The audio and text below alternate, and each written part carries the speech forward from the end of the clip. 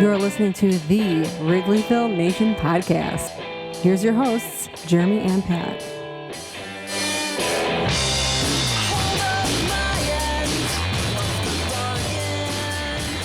Hello and welcome to the Wrigleyville Nation podcast. This is episode 390 of the podcast.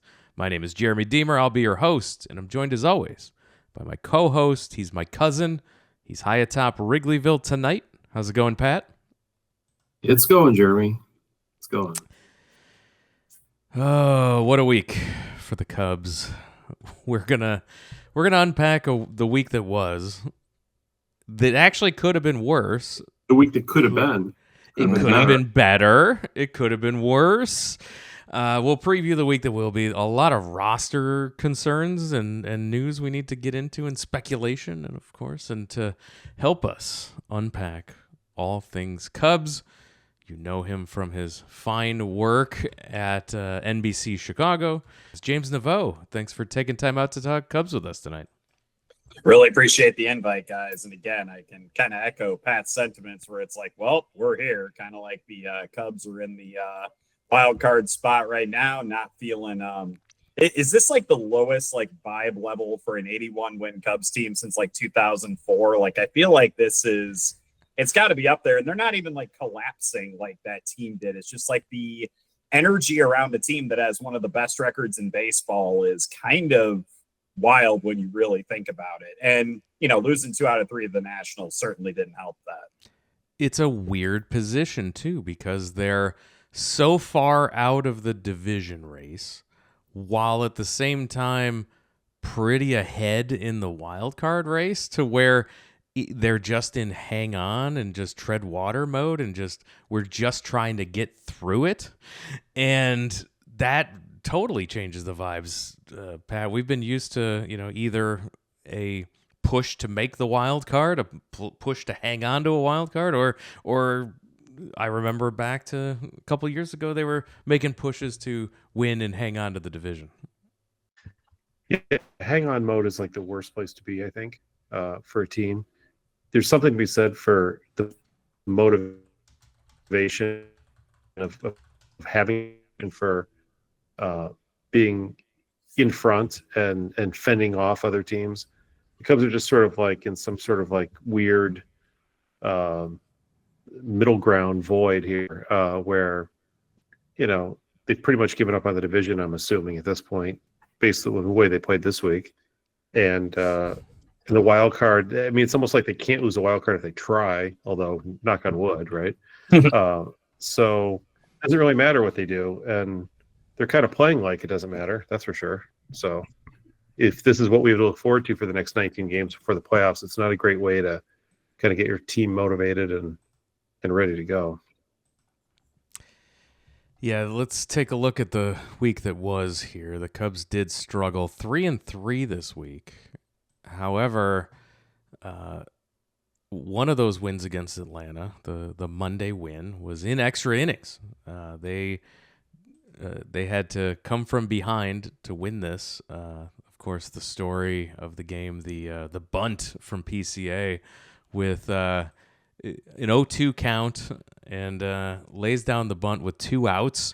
Laying down this bunt, starts the rally. Dansby Swanson with the extra base hits, and the Cubs rally to win that game in extra innings. But James, that could have been a lot worse. Different tone if they dropped 2 out of 3 to Atlanta.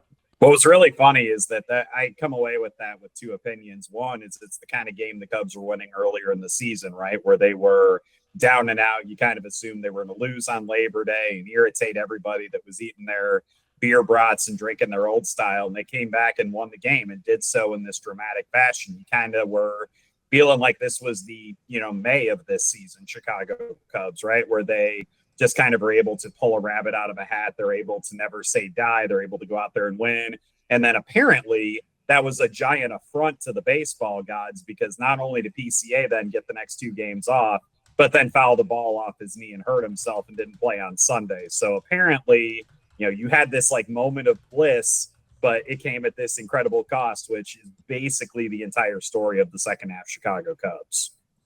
Yeah, it was the first 2-strike bunt hit in the major leagues this season, Pat. That is crazy. Yeah.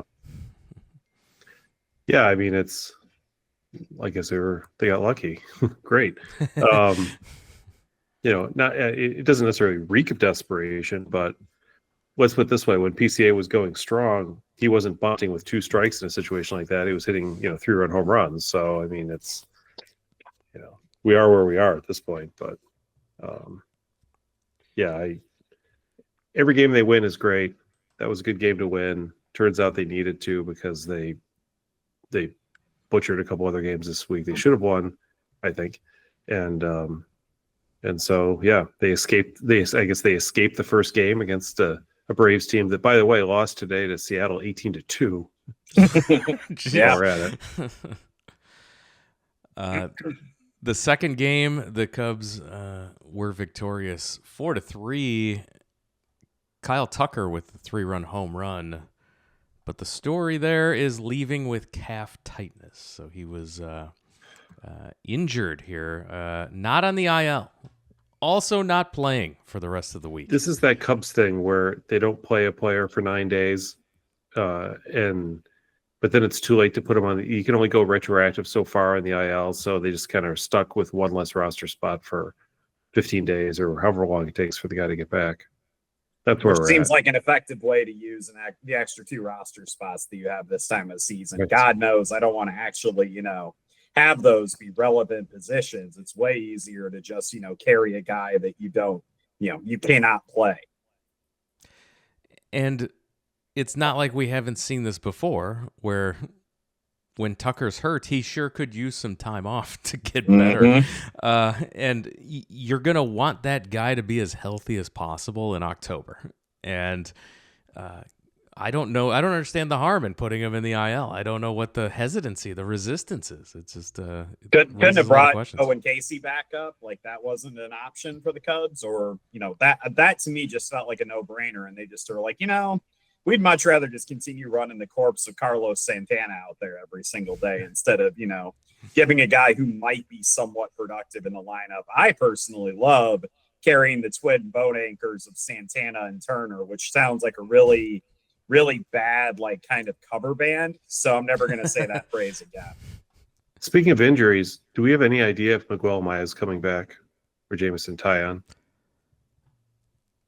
I have Anybody? not. I have not heard a single thing about either. No. I think the only thing I'd ever heard about Amaya was that he escaped like a very serious injury, but they still didn't really give any sort of a timeline for him. I just feel with all the time he's missed, having only played 1 game now, the second half of the year, or more than second half of the year, even if he is healthy, technically, on September 28th, is he somebody who makes your playoff roster? I mean, it seems like he'd be a little bit rusty at that point, but.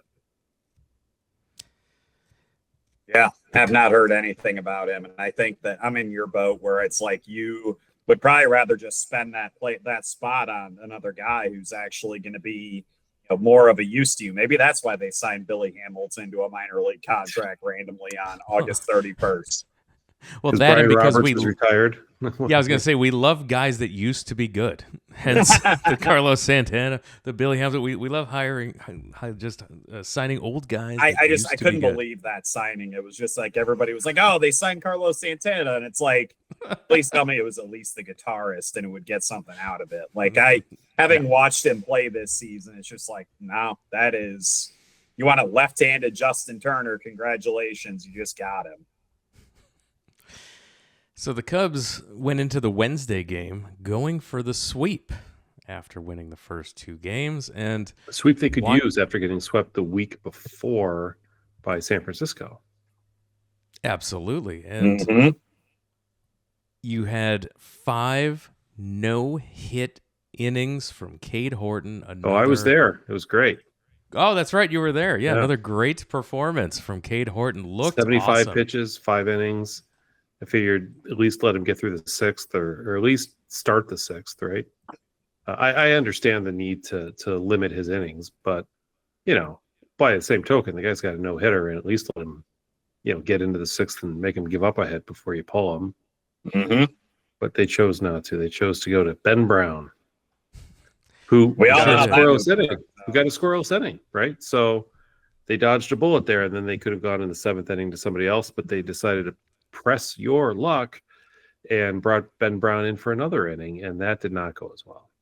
That's the egregious decision there. We've talked about the effectiveness of Ben Brown being short, give it everything you got, and get out of there. And here they've brought him back out, and that started the downfall for the game. They followed it up by waving the white flag and bringing in Drew Pomerantz at this point. and the Cubs then lost the game 5-1. Extremely disappointing, James. Yeah, just one of those games just super annoying to watch. You sit there and just kind of ask yourself, like, what was the decision-making process going on there? And I agree with Pat, where I understand why they pulled Horton after 5 innings. We've said it time and again this season, where you're just like, look, like, he's never thrown this many innings before. You don't want to blow out his arm. You are really relying on him next season, considering you're going to start the year guaranteed without Justin Steele, and this rotation is going to look somewhat different next year. Like, you have a lot of incentive to pull Cade Horton from that game when you do, and you cannot let the no-hitter be part of this calculus. I completely get it. But then I completely agree with you guys, where how does anybody with a functioning set of eyeballs and a somewhat working brain look at a guy like Ben Brown right now and go, this is a guy we can probably run out for a second inning and nothing bad will possibly happen. Like, it seems to me that we've seen this movie so many times where you just kind of keep going up to the plate with this guy, and eventually, like, bad things are going to happen. And lo and behold, that's exactly what occurred. And it just goes to show, I think, the way that this team kind of hamstrung itself and didn't really strengthen at all at the trade deadline. And of course, they're dealing with all the injuries they're dealing with right now. And that lack of depth is just continually being exposed at this point. And they keep getting burned because of it. And it's just, they then make questionable decisions like that as a result of that inaction. Well, they did bring in Taylor Rogers later in the game, and he gave up a nice shot. So, I mean, it's speaking of acquisitions. No, the other problem the Cubs had that game is I think they got like one hit the last 5 innings. I mean, that's another thing. Right. They just, this offense, man, they go to sleep a lot. They do. And I also think this is sort of like, to your earlier point, Jeremy, the lack of urgency. This game didn't. I mean, they won the first 2, so they could afford to lose a game, right? Who cares? They're still going to the playoffs. They're not going to get any better, or they might get a little bit worse in seeding, but they're not getting any better. So do you just throw up your arms and say, yeah, just, whatever happens, happens. We'll see. We'll see if Ben Brown can go 2 innings. If not, well, we got a bad team coming in town. We'll take 2 out of 3 from them and call it a week. Maybe that was the plan. What happened? Yeah, exactly. But I mean, if they were tied with Milwaukee for the division, or if they were tied with the Padres for the last wild card spot, I feel like maybe they play these games differently. The Cubs did have a bad team coming to town. That team is the Washington Nationals. While a bad staff, team, they didn't have Mackenzie Gore. They that pitching staff was ugh. Yes, this is a bad team, Mm-hmm. but they're annoying. They're a really annoying team to watch. They were unpleasant to watch, in addition to being bad. And the Cubs, at least on the Friday game, had a blowout, 11-5, a rout of the Nationals. So we're off to a good start. We got through an Assad game, and we were off to the races. And then those were all the runs. No more runs for the rest of the time. Every time I see a score where the Cubs hit double digits, I'm always like, oh my God, now they're not going to score again. They seem to do that a lot, where they just run into a dry spot after a big outburst offensively. And here they proceeded to lose the Saturday game 2-1. Incredibly frustrating. Pete Crow Armstrong hit a foul ball off his leg good news was the X-rays were negative on that. That would have been absolutely brutal to have another injury. But Boyd was the story of this game, bouncing back here. Another good performance from him, Pat. Yeah, truth be told, I'm like trying to figure out how many times this season I've seen the Matthew Boyd quality starts thing from the Chicago Cubs. They post that to like their Twitter/X, whatever it's called, account. But like Matthew Boyd had a quality start, and it's like, yeah, and he got 0 runs of run support because that's just the way that this season's been trending. That's happened, it feels like, at least 3 or 4 times, or perhaps even more. And it was just another great example of that, where this team just sleepwalking through a lot of at-bats, just could not get anything sustained going on and couldn't score against a AAA, quadruple A level pitching staff. And it's just so frustrating watching Matthew Boyd absolutely shove, very reminiscent of the Toronto game where they faced Max Scherzer, where Boyd was absolutely shoving, and you could tell it was like just this like razor thin margin of error, and he knew it and was trying to make every pitch absolutely perfect. And then Vlad Guerrero hit a ball to Saskatoon, and like that was it. And that's literally all the Washington Nationals needed, was something like that against Matthew Boyd. And once again, goes 7 innings, gives up 2 runs, and comes away with a loss because the Cubs just can't score enough runs. And like I said, it's like Matthew Boyd, quality start. It's like, thank you, Instagram. How'd the rest of the game go? Oh no, they lost. Scored 1 Cubs, had 3 Cubs did score a run. It's not. The 1 run of run support. I think the pitcher's record in those games has to be like amazingly great. Yeah. Right? Like, that's always a key recipe. That's Fergie Jenkins about that. There's nothing worse than an offense that's not hitting. They just look, in terms of looking lethargic. When you don't get hits, it just really, it just makes you look flat and hapless, even if you're not. Speaking of Hap, that's the one bright spot, I guess. Ian Happ. Yeah, it was. Definitely was. The last 3 or 4 weeks, Ian Happ's been the bright spot. So I know people are ready to cut him outright, but here we are a couple weeks later, and lo and behold, he's right back where he usually is. That to me is the real definition of blue skyism, is the constant need to throw Ian Happ into Lake Michigan. One more point I want to make on Boyd. We don't talk enough about how great his pickoff move is. He had 2 in this game, and it's so cool. Like, it is a great pickoff move, and it's successful a lot of times. Just really impressive. Like the second one, the guy for the Nationals was not that far off the bag. Still got him out. It was really impressive. Yeah, that was absolutely a rifle shot. Like, and it's so. I love the the thing that you get to experience if you're listening to the game on the radio. I love hearing Pat Hughes describe a pickoff, because there are few things that give that guy as much joy and animate him as much as pickoff moves. Like, he is elated whenever he sees a move like that. And Matthew Boyd has given him several of them this season. Yeah, really fun there. But game 3 of this series, we were in for the Colin Ray experience, which is always a white knuckle ride. We also got the Drew Pomeranz opener experience today. So the story of this game was Ray pitched well, but Palencia blows the save. You felt good about this going into the 9th inning. 3-1 lead. Yeah, and brutal to see Palencia blow the save, but then follow it up with an injury on top of that, Pat. Yeah, I think you sent me the stat, Jeremy, that coming into that game, the Nationals were 0-72 when trailing by multiple runs in the 9th inning. That is correct. And they are now 1-72.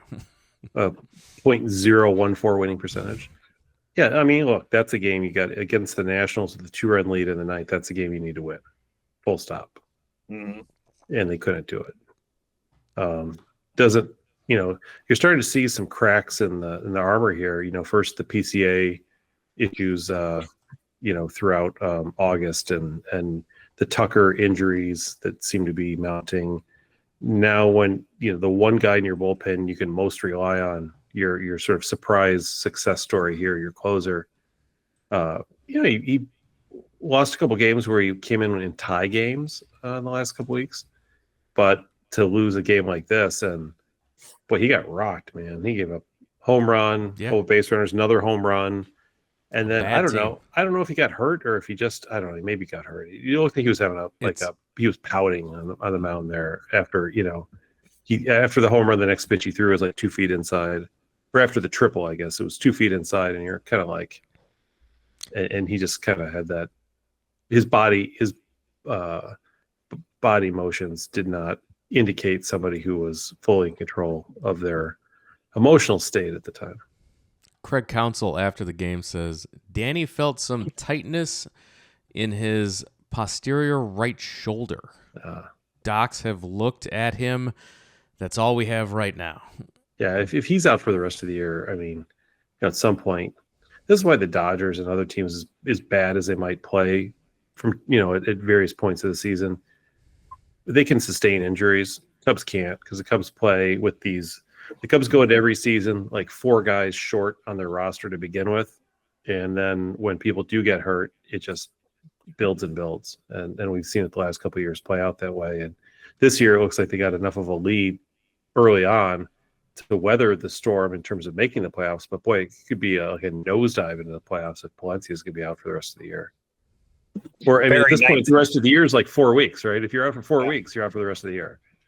Yep. And I mean, you literally are looking potentially at like 2 extra games if you don't kind of get your act together. And you look at some of the other pitching staffs that they could potentially face. It's what I was telling Jeremy before the podcast started. I was like, there's one team that I really am hoping does not somehow continue to get hot enough to reach the postseason. It's the Giants, because it just seems like they're the kind of team that would annoy you and be able to outpitch you. And it's exactly like you said, Pat, where a team like the Dodgers, like, it doesn't matter if they win the wild card or the division, they're going to have great odds of winning in the postseason just because they're so dang deep and they have just so many quality pieces everywhere. And the Cubs just do not have that. I mean, you look at this right now with Palencia being out, like, who's going to be your closer at this point? Like, who is going to be shutting the door on games? Is it going to be a guy like Brad Keller? Keller's your only option. It's your only. It's the only guy they trust in high leverage situations. You don't trust, you trust Caleb Thielbar to a degree, but I think you immediately go to Keller in this situation. And sure would have been nice if a guy like Ryan Presley could have somewhat worked out instead of being an abject disaster, but.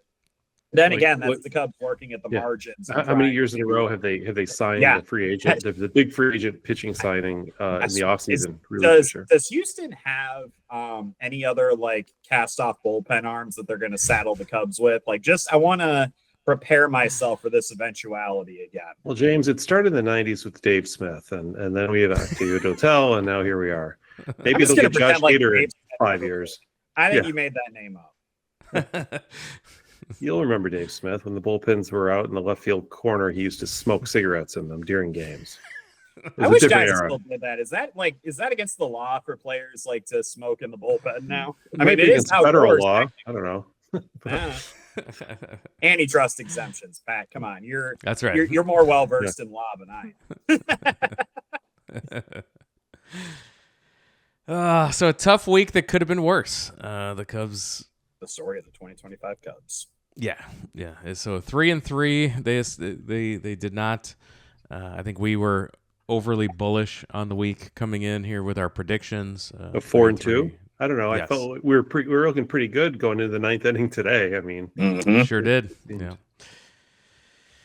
Yeah. So before we get into the week ahead, we'll look at the wild card races and see what's going on there. Before we get to that, Pat, you passed along an article that you saw on ESPN.com ranking all of the MLB teams, ranking their cores. Tell us a little bit about this article. I've got it. Yeah, so I thought it'd be interesting just to do a quick analysis. This is the kind of fodder for off-season discussion, of course, but here we are about 4 years into the Cubs rebuild or retool or whatever you want to call it. And it's interesting to see, the Cubs sacrificed several seasons of competitiveness in order to build up a minor league system, trading away whatever pieces they could, and literally anything they could, except for Kyle Schwarber, who they cut outright, rather than pay $7 million to. But anyway, so ESPN did a ranking of all 30 baseball teams. And the ranking was based on how many core players each team had. And a core player is defined as someone who will not be a free agent after this season or next season. In other words, guys who are going to be around for at least 2 more years, right? And the 3 different categories they rank players on were elite players, who are like 5+ WAR type players, plus players, who are like 3 to 5 WAR type players. This is projected out for the next 2 years. And then solid players, who are like 1.5 to 3 WAR. And they did a point system for each team, and lo and behold, the Dodgers came in first. No surprise there. Within the division, the NL Central, the one that we play in, Milwaukee was also 13th overall in baseball, first in the division. Followed by, when it comes to cores, Cincinnati at 16th overall, second in the division. The Cubs were right behind them at 17th overall, so below half. Like, our core is in the bottom half of all teams, third in our own division. Pittsburgh was 21st. Cardinals were 24th. Boy, their core is bad. And then, of course, like the White Sox are 29th and the Rockies are 30th. So when it came to yeah, right. When it came to ranking players, the one elite player on the Cubs, or projected elite player for each of the next 2 years, is PCA. He's a 5+ WAR guy, as projected. The plus players for the next couple of years are Swanson and Bush. Now, interesting, because, will Swanson be a 3 to 5 WAR player next year and the year after? I don't know. I guess Horner did not make that list, maybe because Horner's a free agent after next year. Is that right? Yeah. That is correct. So that's why he's not on the list. Otherwise, I think he would be in the plus list as well. And then for the solid list, there are a ton of players. 1.5 to 3 WAR, frankly, isn't that much, right? So the solid players are like Shaw and Horton and Steele, and then just a bunch of other, like everybody else, who they expect to, can breathe or whatever, that will get playing time, et cetera, et cetera. Now, keep in mind, Happ and Tucker and Suzuki are all out of the picture because they're free agents after next year or after this year. And so when you analyze the WAR, and same thing goes for Boyd, after next year, and even whatchamacallit, Shota Imanaga's not on the list. Imanaga, yeah, that's the other one, right? So you look at this and you see, sort of what the players are. Just to put it into perspective, like for this year, the Cubs have gotten 3.2 WAR on a Carson Kelly. That feels like a steal, doesn't it? Wow. So he would be a plus player this year. They've also gotten decent return out of even Miguel Amaya is at 1.1 WAR, and he hasn't played in forever. He's only played 28 games this year. Had a good start. Boyd is at 2.8 WAR right now. Imanaga's at 2. Cade Horton's at 1.4. So those are the types of guys you think about. I guess Palencia was in that solid group of 1.5 to 3 WAR. Although we'll see. With relievers, it's really tough to tell where any of them are going to be in 2 years. But I guess the thing that I found most striking was that the Cubs were, relatively speaking to other teams, their core is just not that strong. And so we're going to go, having gone through this retool and when you look at the players the Cubs are going to lose, like the free agents they're going to lose, it's guys that they've signed as free agents during the retool. So does that mean they're going to go out and get a whole new slew of free agents? I mean, at what point, because the story we were told was that they needed to build up the core so it was good enough that then all they needed to do is add a couple of free agents and then they'd have like a great team. But it seems like, and it has seemed like each of these last couple of years, the core is never quite good enough to get to that point. Like Casey and Alcantara and all those guys, they're all in that 1.5 to 3 WAR projections, right? So you start to think, well, wow. So Ian Happ so Owen Casey, who's our best remaining prospect, I guess, is projected to be worse than Ian Happ as a Major League Baseball player. So if you don't like Ian Happ, or if you think that his performances over the last 9 years have just been mid, I'd say they've been a little bit above that. He's been above average player, but that's Casey. If that's sort of and that's not. I mean, that's the upside, right? More or less for Casey is not. I mean, anybody can go 8 straight years with an on base plus slugging percentage, averaging out to 115. That's like high end expectation for him, or the high end projection for him. It goes down from there, right? So this, there's always that fanciful notion that, these guys are going to come from the minors and they're going to just be like, the next Willie Mays or whatever. No, they're not really. I mean, PCA is dynamic enough, but we kind of knew that ahead of time, right? The rest of the guys in the Cubs organization are mostly corner outfielders. The pitching depth in the minors is atrocious, as we've talked about numerous times, and the few guys that are fairly good have been hurt. So that's bad. You look at that's why when the Cubs need to call up a pitcher, and they don't have a fifth starter, they're so stuck because they don't have anybody in the minors who can realistically be brought up to do that the way, say, the Reds might or the Brewers might, teams that are ranked above them. So it is a little bit frustrating or concerning to think that the Cubs don't have enough elite and plus players to build out to a top half of baseball teams. I mean, that's not asking a whole lot, especially given the sort of concerns that we have with their, let's say, lack of aggressiveness in the free agent market. The guys who they do have that they signed as free agents were mostly bargain guys who they got fairly cheap. And you can look at Suzuki, and you can look at Inaga, and you can look at Boyd, and those types of guys. And then the big trade for Tucker, a little bit different, but those are the guys that they're going to lose in the next year. And are they going to go out and be able to find comparable guys who are going to significantly outperform their contracts, or are they going to spend money to actually get guys who you expect to have, high production and actually get high production? It's going to be a challenge for them. And they have not done, I think, an adequate job of building a core in the last 4 years, given what they sacrificed in terms of on-field performance during that same stretch of time. One other thing I'll point out in looking at this list is when looking at the Brewers Elite and Plus, the Reds Elite and Plus, and the Pirates Elite and Plus, they all have pitchers. Yeah, lots of Cubs have none. Cubs have none listed in their Elite and Plus. So that's also disheartening, is that there's no pitchers you would consider part of the core here. And you hope Cade Horton, can fill that void.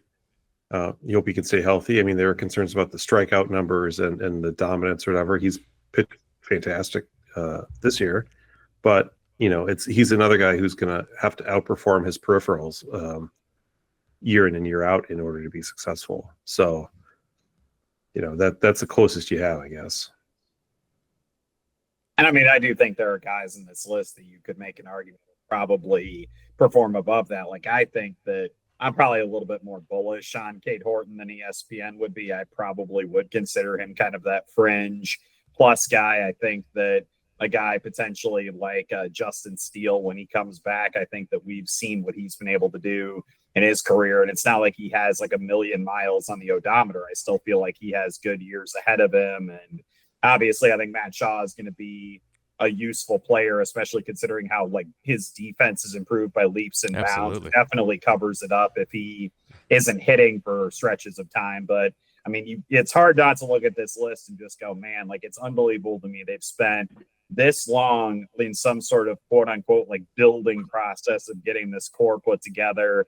And this is what they've been able to come up with. And I know the rules of this game are a little bit, subjective, because you're, leaving off guys like Kyle Tucker. If they end up re-signing him, he obviously shoots right into that elite category of Shota Imanaga, who I can't imagine a scenario the Cubs don't pick up his contract option at the end of the season. I think that he immediately vaults into that kind of plus category. Like, I get that there's like stuff to be said about this list, but at the same time, I think Pat's point overall is really good. Like, it cannot be overlooked the fact that out of this entire list of guys, this solid list, you have one pitcher who isn't at the big league level yet, and that's Jackson Wiggins. That's it.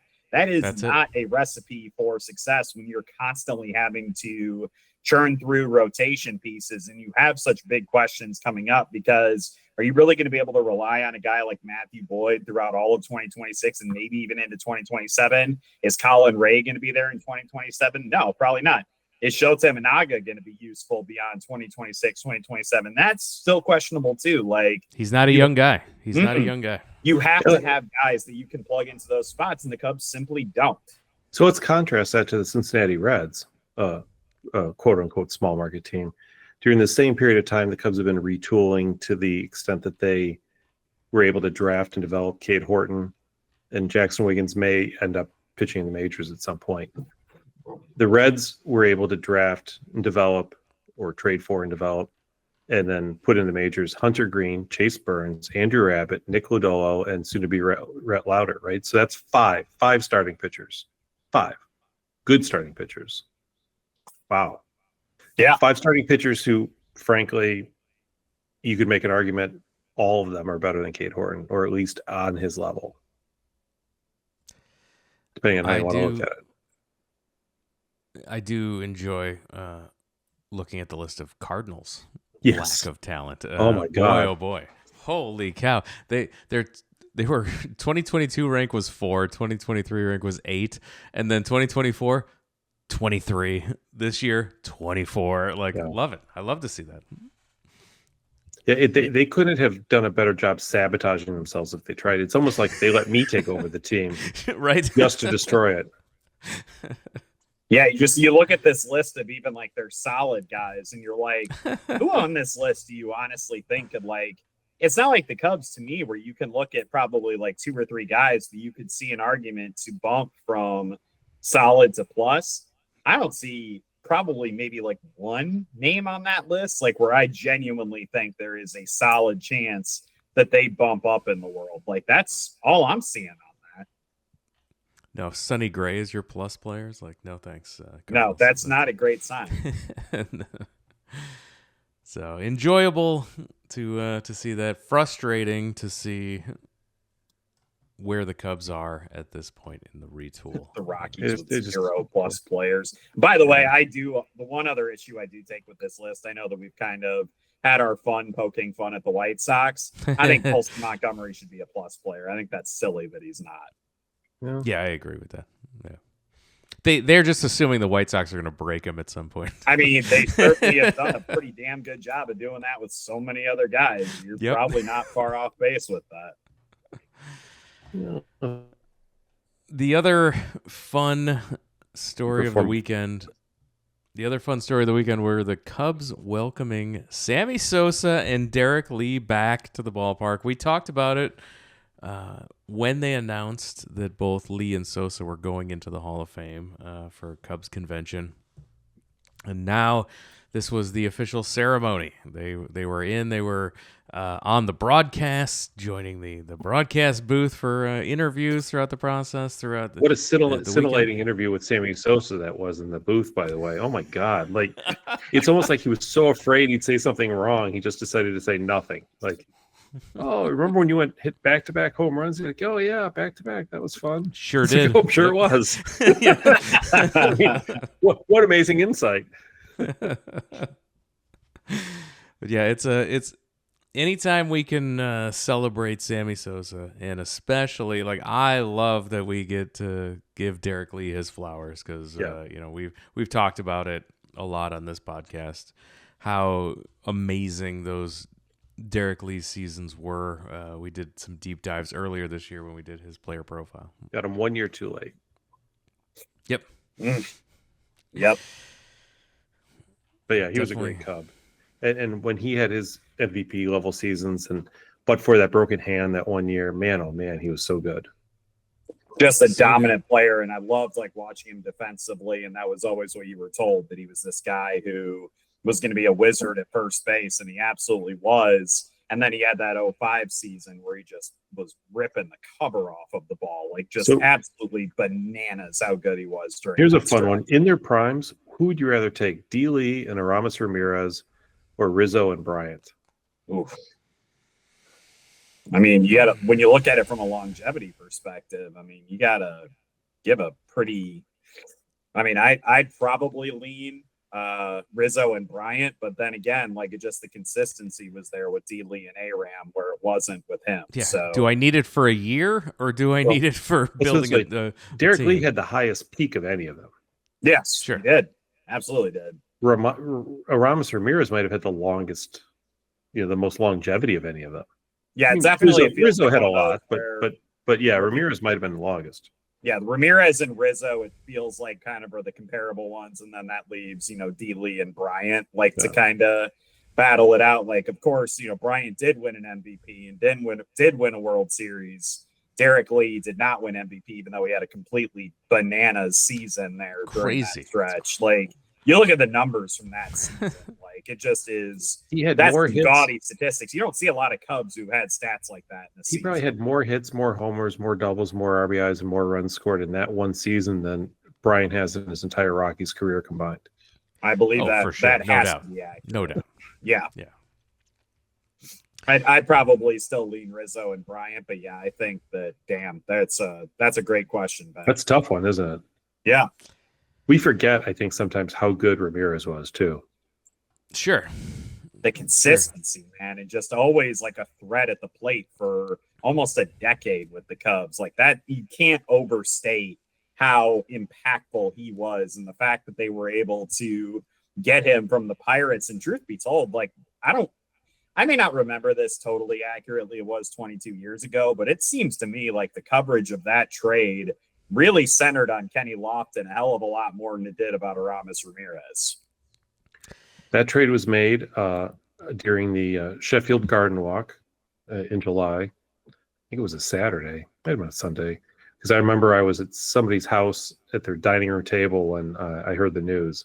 I was ecstatic, but I even ecstatic me, who by the way did want to get Kenny Lofton because Corey Patterson had been injured and did know about Aramis Ramirez.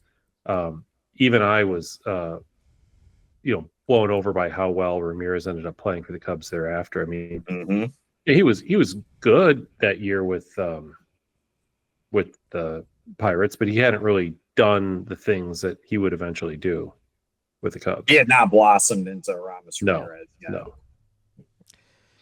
No, but yeah, not enough is we forget how much we completely fleeced the Pirates that whole season between Lofton, Ramirez, and a guy who we'll talk about later in Randall Simon, all coming over from Pittsburgh. The Jim sausage Hendry, well king done. of Chicago. Yeah, we did have to give up Bobby Hill.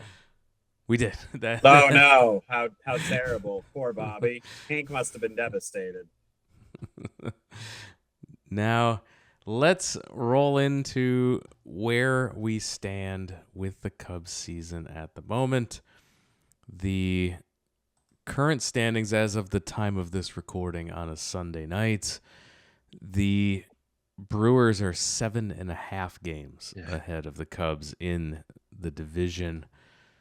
So we turn our attention to the wild card, where the Cubs currently have a commanding lead in the of 3 games in the first wild card spot. Yeah, 3's not that much.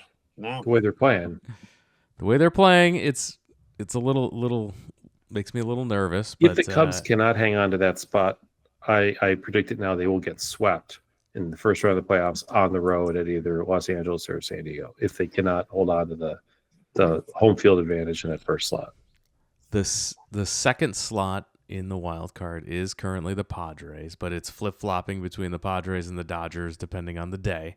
Could be either one of those teams. Because they're both playing so poorly, too, oddly enough. Did you see the Dodgers had a no-hitter with 2 outs in the 9th inning and a 2-run lead, and they lost the game? Ouch. boy, howdy! The Dodgers announcers were just giving it to the hapless, sad sack Orioles, and then all of a sudden it's like, wait, what just happened? We just did what? That was awesome. Oh, so great. I enjoyed that a lot. My Schadenfreude was really going nuts with that because that was like, serves you right, you bunch of front-running clowns. Like, that was just so crazy to listen to.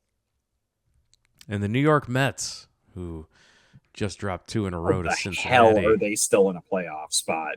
still hanging on. They've been to playing the like final trash. playoff spot. Like, do you think the Cubs have been playing bad? It's almost like The you don't need Mets have 6 been playoff playing- teams in the National League. I don't know. Call me crazy.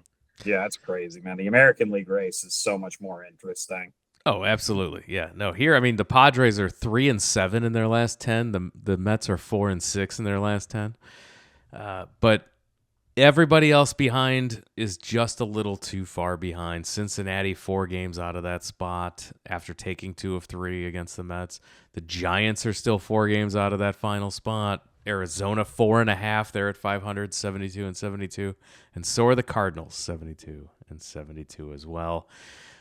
So 500. God. So now, yeah, it's crazy. So a reminder on this playoff format with the 3 wildcard spots. The last wildcard team plays the last place of the division winners. So that would be the Mets playing the Dodgers at this point. And then the 4-5 matchup is the number 1 and number 2 wild card. So the Cubs and Padres at this point.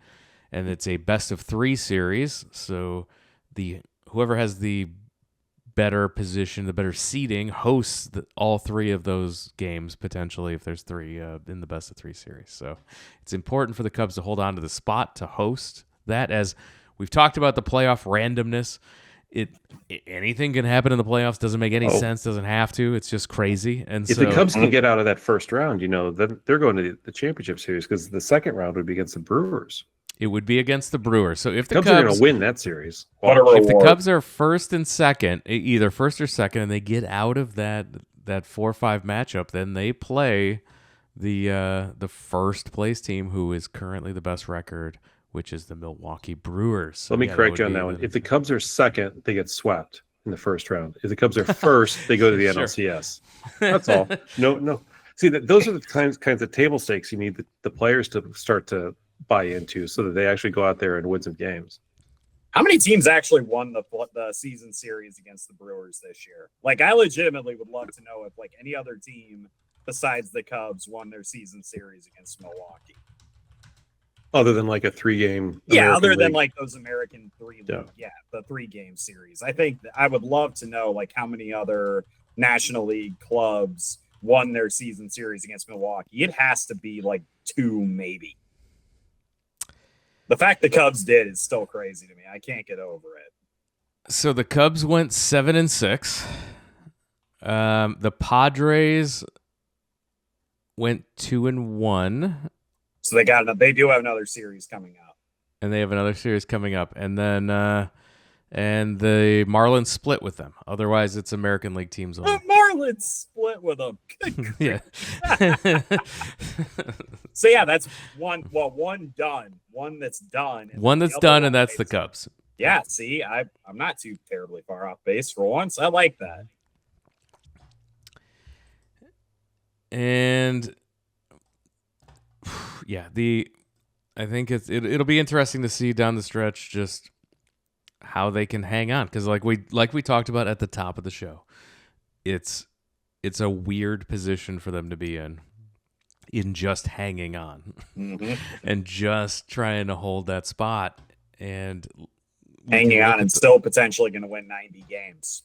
Yeah, Right. Yeah, it's they do have in 81 wins puts them third best record in the National League at this point.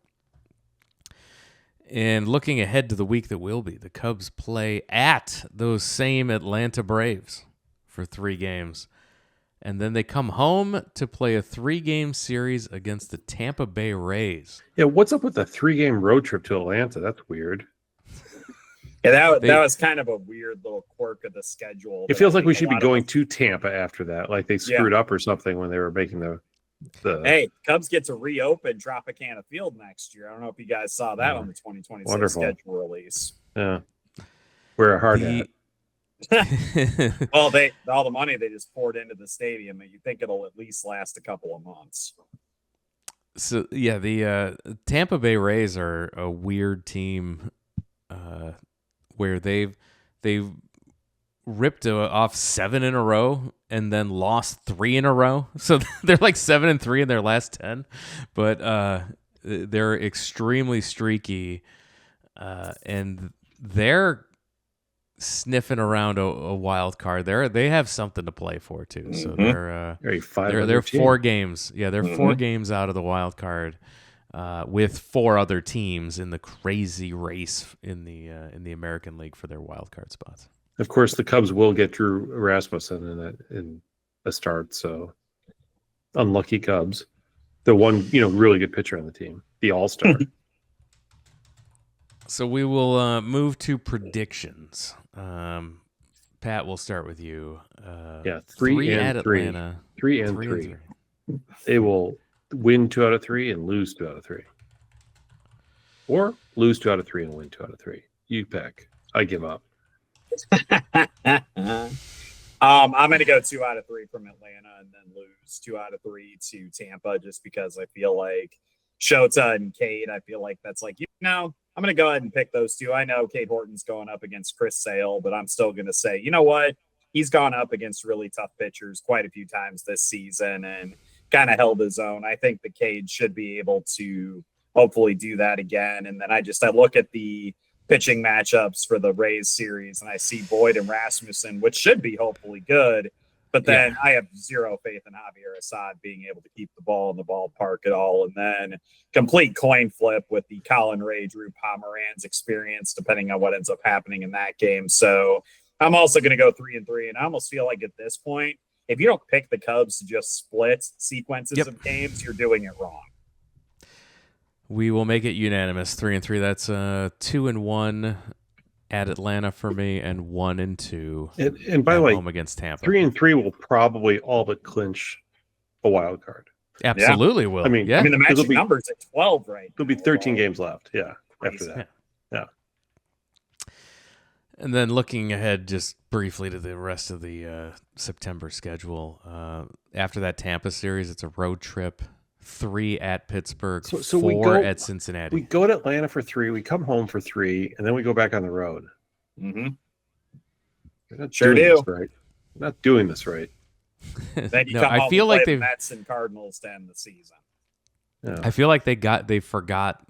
They're like, oh crap, we forgot the Cubs have to go to Atlanta at some point. This was like something the NBA would do. I don't get it. Sorry. You feel like you would have tacked that on to the end of the road trip where they went to St. Louis and Toronto. It's like, crap. We forgot to have them play an AL East team. Throw them on to that. Yeah, it's highly likely that last homestand means nothing to anybody. The Mets could still be in a position where they're fighting for a wild card spot, kind of depending on whether they can arrest their free fall at this point. So it'll be interesting here. We are, 1, 2, 3 weeks and some change away from the end of the regular season. It's unbelievable to think about. I don't even know if there's any change. It's like 3 weeks, right? Depending on when you're listening to this. Okay. Absolutely. Yeah. All right. And with that, we are going to move to our closing segment where we do a Cubs player profile. This week's player, we're going to talk about Randall Simon. Before we do, I always want to make sure that I give our guests a chance to plug all of their information. James, please remind our listeners where they can hear your fantastic podcast and find all your work on the internet. I hate to be awkward about this, Jeremy. We have decided to cease operations at Home Runs and Handshakes a couple of weeks ago. But unfortunately, some circumstances came up. Not talking about them a whole lot publicly, but Frank and I still have very good relationship. We still are texting constantly about this stupid team. So lots of communication still going on there. Definitely projects coming up for you. Literally both of us. Will be deep six to your own show, so you didn't have to have me as a guest. Is that what I'm hearing? Hey, I insisted that we have you at some point. It just did not end up working out timing wise. But I assure you, Pat, whenever a new project gets underway, you're literally going to be the first person I'm going to drag into all of this. So I really hope that you put your time and your money where your mouth was. But you can still find all of my work at NBCChicago.com. We've got some really cool stuff coming up. I'm working on a couple of really exciting projects covering a lot of Cubs and Bears content right now with the Bears starting up. So make sure you're following me over there. And then if you want to follow me over on the Instagram, you can find me at Neveau, and I post like random crap pictures of my cats, ballparks all the time. Just a fun-filled, experience if you want to follow me over there on the gram. So those are definitely the two best places to follow me for sure. Pat, it's now time for you to tell us about Randall Simon. Good old Randall. All right. Randall Simon, born May 25th, 1975. Same birthday as my mom. Happy birthday, yep, Mom. Exactly. On that day. He's from Williamstead, Curacao, a Dutch protectorate in the Caribbean. Population 185,488 people. So you're like, oh, Curacao. I may or may not have Curacao. You may or may not have heard about. What you will probably find interesting is that it is the single greatest hotbed of major league talent per capita in the world. Mm-hmm. Did you know that? Not only do we have Randall Simon coming from Curacao, we have Andruw Jones, near Hall of Famer, elite level player for the Atlanta Braves for many years. Kenley Jansen, closer. Oh, yeah, Yep, sure. there you go. Jerickson Profar, Ozzie Albies, second baseman, Jonathan Shoup, Andrelton Simmons, all from this small little island. That's 1, 2, 3, 4, 5, 6, 7 players in the last 20 years from this island the size of like Rockford, Illinois. and they're not just players. Like these guys have made all-star teams. I mean, this is like legit stuff. So it's no surprise that Randall Simon, coming from the baseball hotbed of Curacao, was signed by the Atlanta Braves and played for them from 97 to 99. Was a little bit above average hitter on the team. However, he was released in 2000 and bounced around in the minors between the Marlins and the Yankees, and then signed as a free agent with the Tigers, where he played his 2001 and 2002 seasons, where he put up Ian Happ-like 112 OPS pluses, and did fairly well. That then led him to sign a contract for the 2003 season with the Pittsburgh Pirates, where he through early August was hitting .274 with 10 homers and 52 RBIs and 321 plate appearances only.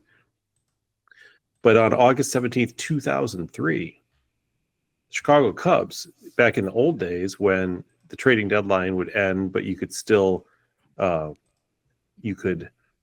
people on waivers and get them picked up, and then you could work out a deal, that kind of... It was the second trade deadline. Exactly. You really had two. You had the waiver deadline and the actual trade deadline. August 17th, 2003, shot heard across the world. Randall Simon goes to the Chicago Cubs. And keep in mind, the Cubs' first baseman situation at the time was the Hesop Choi Eric Karros combination, if you may recall. So getting Randall Simon was quite helpful. In 110 plate appearances with the Cubs, not that many in the regular season, he hit .282 with 6 homers, 21 RBI, and .4 WAR. If you extrapolate that out, he would have had a fantastic season.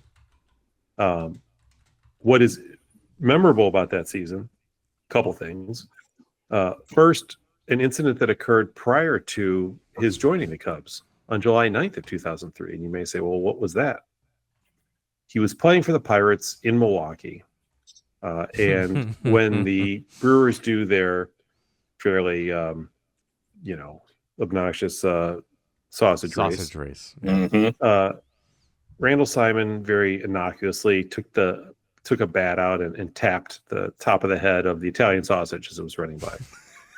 The Italian sausage was distracted and looked over, not hurt by the bat, but just distracted and looked over and ran into another sausage and fell. And it turns out it was a college student and she skinned her knee.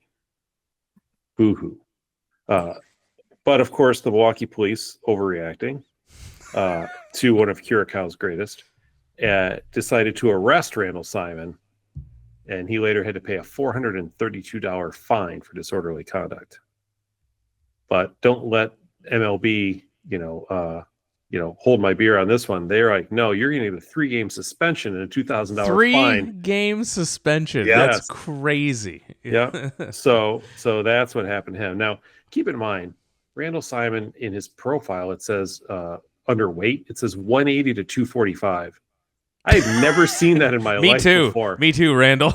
Like usually they have like exactly. Usually, like, even for Rick Russell, they just put up a number and they're like, we'll go with this one, right? It's not as lightest, it's not as heaviest, it's somewhere in between. But for Randall, they actually had a range of weight in his baseball reference profile. So he was a bigger guy. Turns out, he obviously meant no harm by it, and later gave an autographed bat to the college student. And she would later say, she thought it was funny. She never, there's no ill intent, she knew. Luckily, the island of Curaçao jumped in and gave her 2 round trip tickets to come visit the island. And she went with her mom and visited Curaçao for vacation. So, all's well, right? Then in September of that year, Randall Simon made his return visit to Milwaukee, only this time as a Chicago Cub. And he beat the living crap out of the Milwaukee Brewers, but he did it with his bat in the batter's box rather than in the dugout, where in back-to-back games, he hit 3 of his 6 home runs as a Cub, and drove in I think 6 or 7 runs, won both games, big wins for the Cubs at the time. They needed those wins. And basically won 2 games in a row for the Cubs single-handedly. But when the sausage race occurred, his teammates did make a point of holding him back in the dugout. And Dusty Baker put his arms out to guard the bats, right, to make sure that he didn't pick up a bat. So the Cubs found it amusing and used it as inspiration to beat the Brewers. He did buy sausages for an entire section. He did. The ballpark. He did buy sausages for a section. Yes. So, I mean, a good-natured guy. Obviously, never did anything, intentional to hurt anybody. But the Cubs got the last laugh because they were the beneficiaries of the 2 wins and all the home runs and RBIs, and they didn't have to worry about the 3-game suspension that predated them. I think the thing about Randall Simon that many of us remember, in addition to the fact that he had some key hits for the Cubs down the stretch. He's only there for 6 weeks and still had 6 homers and 21 RBIs as a part-time player. That's pretty good.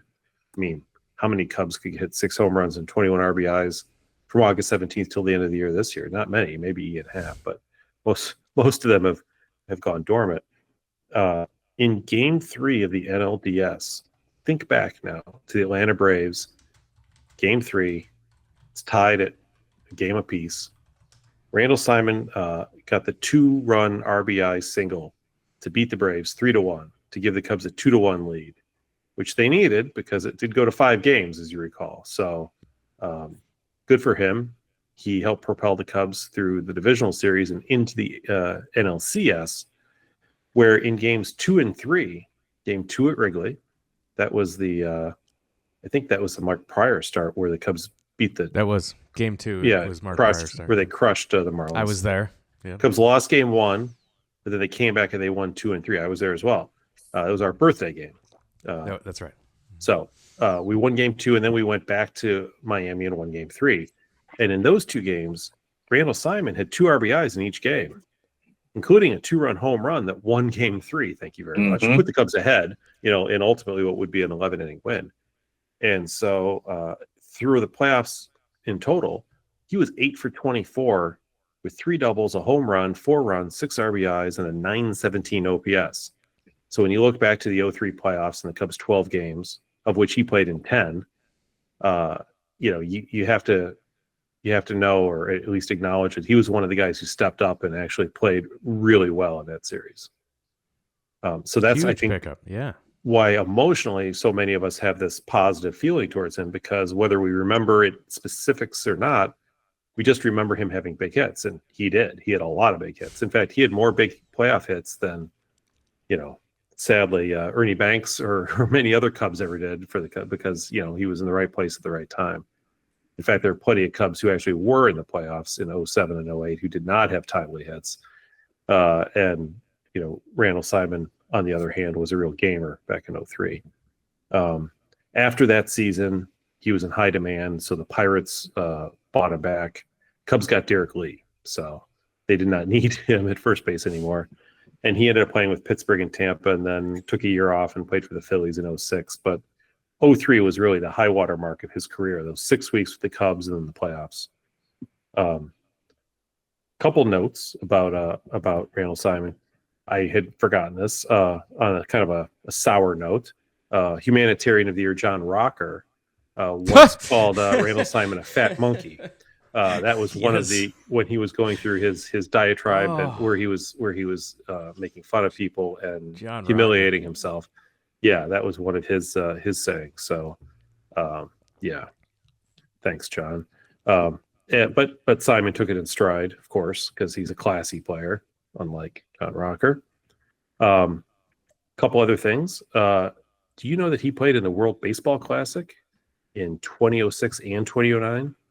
Did he play for like the Netherlands or something? I was going to say Dutch for the Netherlands, because of course we all know Curacao is a Dutch protectorate. So I remember that. Yep. So he played for the Netherlands, and in fact in 06 he hit 300 and did so well that he signed a contract with the Rangers and then later played for the Phillies. When I said he missed a year, he missed 05. He was presumed retired, but did so well in the World Baseball Classic that he was actually got one more chance to play.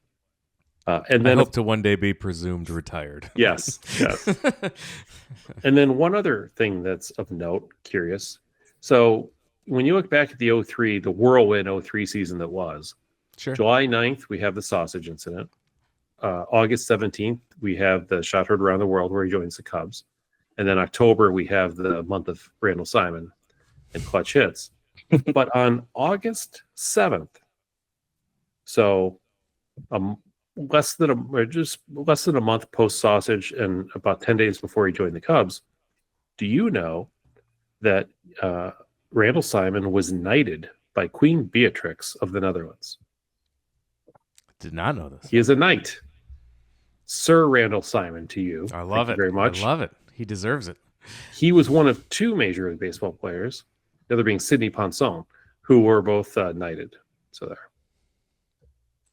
I mean, he certainly proved he could wield a bat in some way other than hitting a baseball. I don't blame him for wanting him to be a knight, the protector. Now, did Jim Henry say, you know what, Cubs could use a knight on the team? Maybe not.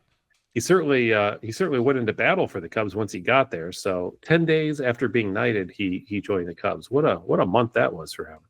Wonder how many Knights have played for the Cubs over the years. I'd imagine it's a single digit number. I can tell you, Ray Knight never played for the Cubs. No, true. Yeah. So that is the story of Randall Simon. A very short but impactful career with the Chicago Cubs. Absolutely.